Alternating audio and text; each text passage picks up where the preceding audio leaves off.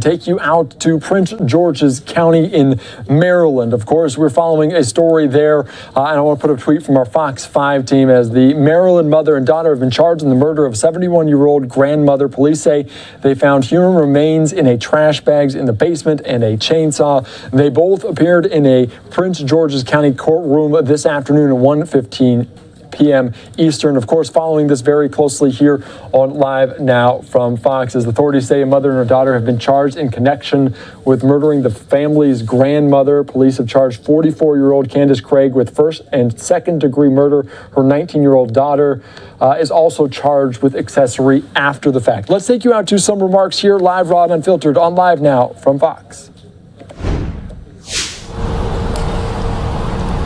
Yeah, what can you say as far as what happened at the hearing today? No bond status. I missed part of it. Was it said that all of the victim and the two defendants lived all together? So the victim and we believe that the victim and the two defendants were all connected to the house in some way. Obviously, they were all related, and today the two defendants were held without bond in this case. And do we know how she actually died at this point? At this point, that is still under investigation. The ME is involved, and hopefully we'll have a cause of death shortly. Is that something that can be determined with a body that mutated, or is that with the extent of the injuries, with the dismemberment, it is going to be very difficult. I think that the ME's office will do their best to give us a cause and manner of death.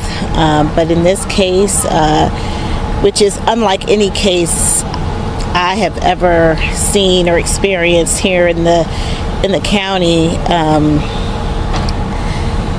to say it's disturbing is an understatement. It's horrifying. The allegations contained in the statement of charges is just heartbreaking.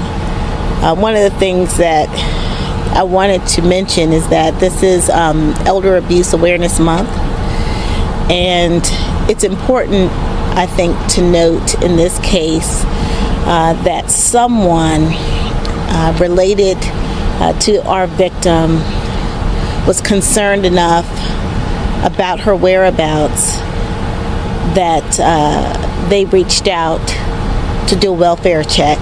And the Prince George's County Police Department is a wonderful resource, as well as all of our municipal departments.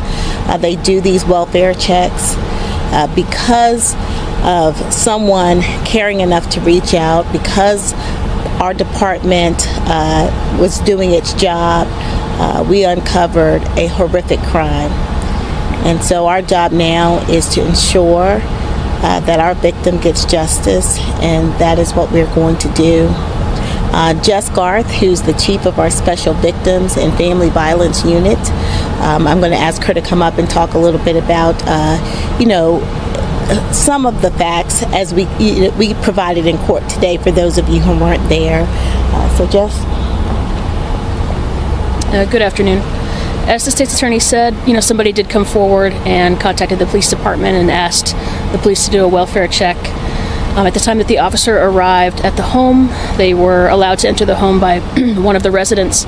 In the basement, they uncovered the putrefying remains of the decedent in this case. They locked down the scene, they went and got a search warrant, and what they uncovered was, as the state's attorney said, one of the most disturbing crimes I think that this county has seen, at least, in recent times. It looks like there was some sort of a disagreement between Ms. Craig and her mother, the decedent. Sounds like at that time she opted to take the life of her mother. And then after that, she and her daughter dismembered the body, we believe using a chainsaw, and then attempted to dispose of the parts of the body using fire on a grill and in a bonfire, according to the investigation so far. This is a case that's still under investigation. We do anticipate that we'll have additional facts that we develop along the way. If there are any questions, I'd be happy to try to answer them. Is there any guess as to how long she may have been died before the police were called?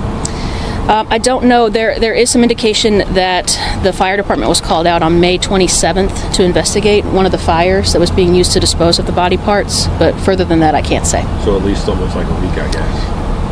And yes. Then, I mean, obviously, we've kind of gotten to recognize you a little bit because you've been involved with some pretty gruesome cases. Unfortunately, so. Yeah, some pretty unfortunate stuff.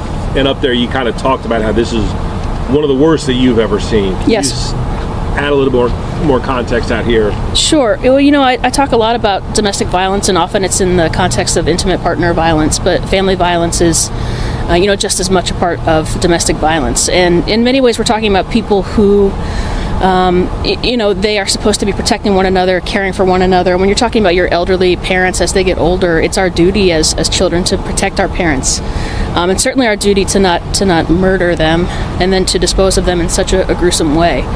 When I think about this case, I think about how hard it is to actually dismember a human body. I mean, some people have difficulty, even cooking food, dealing with things like raw chicken. And when you're thinking about a body and then burning it, it just, it's very hard for me to think about, especially when you're talking about somebody who gave birth to you, who raised you. So yeah. Is it safe to say you may never know how exactly she was killed? As the state's attorney said, our medical examiner's office is going to do everything that they can do. It is possible that some of the evidence was destroyed, that we may need to determine the exact, way that she was taken from us. But I think it's safe to say that this case will be ruled a homicide. The summer air around the quiet Maryland neighborhood carried the smell of smoke long before anyone realized what it truly meant. At first, neighbors assumed someone was grilling late into the evening. But beneath the scent of charcoal was something darker, something that would soon pull investigators into one of the most horrifying family crimes the community had ever seen. When police arrived at the home for a welfare check, the silence felt unnatural. Inside the basement, investigators discovered bloodstains, cleaning chemicals, and trash bags stacked in corners like abandoned secrets. Then came the unimaginable discovery: human remains, dismembered, hidden, burned. What began as concern for a missing elderly woman quickly transformed into a nightmare scene that detectives would later describe as deeply disturbing. The victim was 71-year-old Margaret Craig, a mother and grandmother who had spent decades caring for her family. Those who knew her described her as protective, independent, and deeply involved in the lives of her children and grandchildren. But behind the walls of the family home, financial pressure and hidden resentment had quietly poisoned relationships for years. At the center of the investigation was Margaret's daughter, Candace Craig. Authorities later alleged that Candace had been secretly using her mother's finances and credit cards.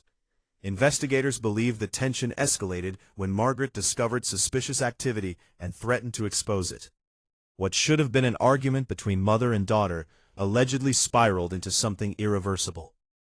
Family members later described growing instability inside the household.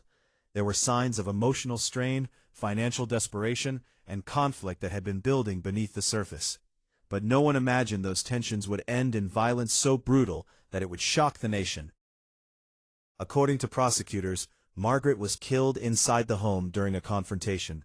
After her death, investigators say Candace attempted to erase the evidence in horrifying ways.